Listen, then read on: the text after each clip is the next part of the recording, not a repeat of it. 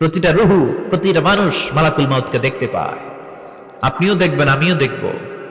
মুমিনদের কাছে এসে মালাকুল মাউত একজন যুবকের বেশে সাদা ধবধবে জুব্বা পরে সুগন্ধি মেখে মুমূর্ষু ব্যক্তির শিয়রে বসে বসে বলে, ইয়া আইয়াতুহান নাফসুল মুতমাইন্না, হে প্রশান্ত আত্মা, উখরুজি ইলা মাগফিরাতুল্লাহি ওয়া রিদওয়ানি, আল্লাহর ক্ষমা আর দয়ার দিকে বের হয়ে আসো।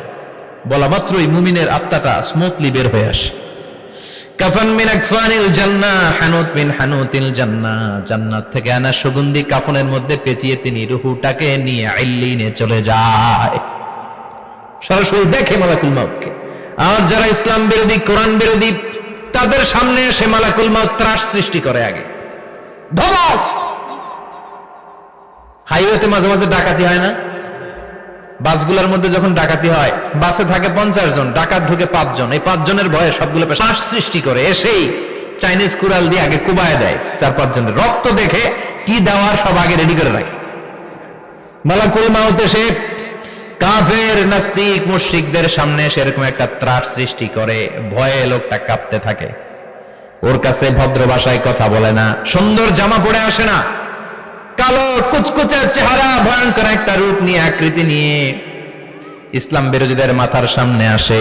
দুর্গন্ধযুক্ত চেহারার দেহ নিয়ে ধমক দিয়ে বলে, ও পাপাত্তা, ইয়া আইয়াতুহান নাফসুল খাবিসা উখরুজি ইলা গাদাবিল্লাহ, হে পাপাত্তা, আল্লাহর রাগ, ক্রোধ আর গজবের দিকে বের হয়ে আয়। মুমিনের আত্মা বলার সাথে সাথে যেমনি মুমিনের দেহ থেকে বের হয়ে জান্নাতি কাফনের ভেতরে ঢুকে, কাফেরদের আত্মাও কি এরকম তাড়াতাড়ি বেরোতে চায় নাকি? কাফেরদের আত্মা বেরোতে চায় না। ডানে দৌড়, বায়ে দৌড়, সামনে দৌড়, পেছনে দৌড়, আহা, দৌড়াদৌড়ি করে।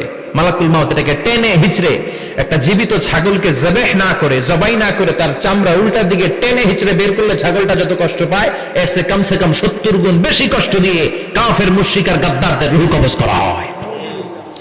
আল্লাহ এই পরিস্থিতি থেকে তুমি আমাদের বাঁচাও। মুমিনদের রূহ যেমনি কবজ হয়, ওইভাবে রূহ কবজের ব্যবস্থা করে দিও। ঈমানের মৃত্যু নসিব করে দিও, শাহীদি মৃত্যু নসিব করে দিও।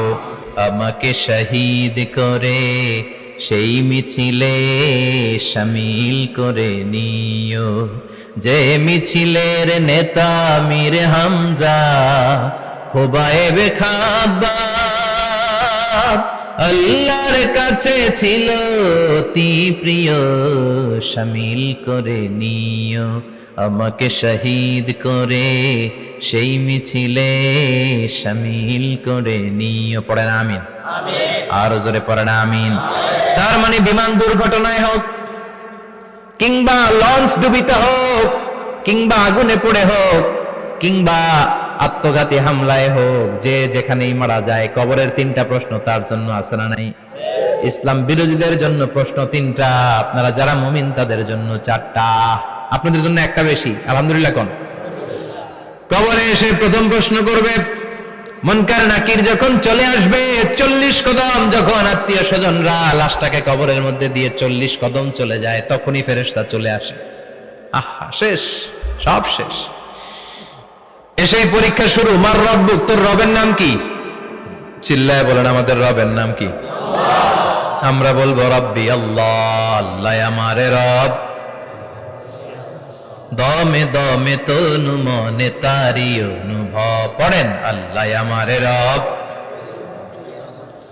তোমার দুনিয়াতে আমি যেদিকে তাকাই, অথই নিয়ামতে ডুবে আছি সবাই।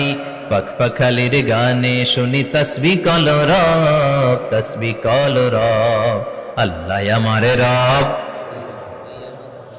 প্রথম প্রশ্ন, তোমার রবকে? আমরা বলবো আমাদের রব আল্লাহ। দ্বিতীয় প্রশ্ন, ওমা দীনু, তোমার ধর্মের নাম কি? আমরা কি বলবো? তৃতীয় প্রশ্ন, বিশ্বনবীর চেহারা দেখিয়ে বলা হবে, আতারিফু হাযার রাজুল, এই লোকটারে চিনো নাকি? আমরা বলবো চিনি, আমাদের প্রাণের নবী, ঠিক কি না? চাঁদের চেয়ে সুন্দর তুমি নবী আমার কমলিহিওয়ালা, দু জাহানের বাদশাহ তুমি প্যারা নবী সাল্লে আলা, চাঁদের চেয়ে সুন্দর তুমি নবী আমার কমলিহিওয়ালা, ঠিক কি না? তিনটা প্রশ্নের যথাযথ উত্তর যখন দিয়ে দিলেন, আপনার জন্য অতিরিক্ত আরেকটা প্রশ্ন করা হবে, ওয়ামা ইলমুক, তোমার নলেজ কি? তিনটা প্রশ্নের উত্তর যে তুমি করতে পারলা, কিভাবে পারলা, কেমনে জানলা? নকল করে বলছো নাকি জেনে বুঝে আসছো? নকল হয় না? এখন তো পরীক্ষা চলতেছে বোধহয়। কি পরীক্ষা? এসএসসি পরীক্ষা। নকল হয়? কৃষ্ণপুরে নকল নাই না? এখন মনে হয় এগুলো একটু কমছে। একটা সময় ছিল অনেক নকল হইতো। পাঞ্জাবের ভিতরে নকল, পকেটে নকল, টুপির ভিতরে নকল, মৌজার ভিতরেও নকল। এমনকি মেয়েরাও নকল করে পরীক্ষার হলে আসে না নাই? স্কেলের মধ্যে লিখে নিয়ে যায়, হাতের মধ্যে লিখে নিয়ে যায়, ওড়নায় লিখে নিয়ে যায়, কাপড়ে লিখে নিয়ে যায়, আসে না নাই? ফেরেশতারা বলবে নকল করছো নাকি? কেমনে জানলা? তিনটা প্রশ্নের উত্তর তুমি কেমনে বললা? আল্লাহ তোমার রব, ইসলাম তোমার ধর্ম, এই লোকটা বিশ্বনবী, কেমনে চিনলা? আপনাকে তখন বলতে হবে আমি কোরআন থেকে শিখেছি, আমি হাদিস থেকে শিখেছি, আমি ইসলাম জেনে বুঝে মেনেছি, আমি আন্দাজে কোথাও ঘুরি নাই। চিল্লা এখন ঠিক কিনা? আপনাকে বলতে হবে, এজন্য শিখতে হবে, প্রতিনিয়ত ইসলাম সম্পর্কে জানতে হবে, আখের গোছাতে হবে, জীবনটাকে আলোকিত করতে হবে। চিল্লায় বলেন ঠিক কিনা? চারটা প্রশ্নই যখন হয়ে গেল, ফেরেশতারা বলবে আহলান ওয়া সাহলান ওয়া মারহাবান বিক, খোশামদেদ, কংগ্রাচুলেশন, খোশামদেদ, কংগ্রাচুলেশন, সব প্রশ্নের উত্তর তুমি পেরেছো। ফায়ুফসাহু লাহু কবরুহু ৭০ যিরান, আপনার কবরটারে ৭০ হাত লম্বা করে দেয়া হবে। ওয়া ইফতাহু লাহু বাবুন ইলাল জান্নাহ, আপনার কবর থেকে জান্নাতের দিকে দরজা খুলে দেয়া হবে। ওয়া ইলবাসু মিন লিবাসি আহলিল জান্নাহ, জান্নাতের দুইটা রেশমি কাপড়ের পোশাক এনে আপনারে পরিয়ে দেয়া হবে। আর বলা হবে নাম কানাও মিলা আরুস, ঘুমাও, sleep, you should get some sleep now, তোমাকে লম্বা সময় পাড়ে দিতে হবে, ঘুমাও। কানাও মিলা আরুস, যেমনি বর বাসর রাতে আরামসে ঘুম দেয়, বাসর রাতে যেমনি বর কনেকে নিয়ে মধুর ঘুম দেয়, তুমিও ঘুমাও, কেউ তোমার ঘুম ভাঙবে না। মালাক ইসরাফিলের, কিয়ামতের জন্য ইসরাফিলের সিংহায় যে ফুৎকার আছে, ওই ফুৎকার ছাড়া কোনো কিছুই তোমার ঘুম ভাঙাতে পারবে না।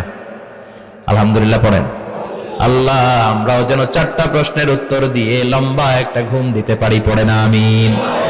ওয়াম্মাল কাফির ওয়া আহলুশ শিমাল, আর ইসলাম বিরোধী যারা, তাদের সামনে আসবে মালাকান আসওয়াদান আজরাকান, কৃষ্ণ বর্ণের দেহ, নীলাভ বর্ণের দুটো চোখ, গায়ের রং কালো, চোখের রং নীল। দেখতে কেমন লাগে? আলিফ লাইলার ভূতের মতো। কথা কন? গায়ের রং কালো, চোখের রং নীল। ফেরেশতা দুইটা আসবে, এসে ত্রাস সৃষ্টি করবে, এসে বলবে বল তোর রবের নাম কি? মার রব্বুক। ইসলাম বিরোধী মুশরিক, কাফের, নাস্তিক এরা বলবে আমি জানি না আমার রবকে,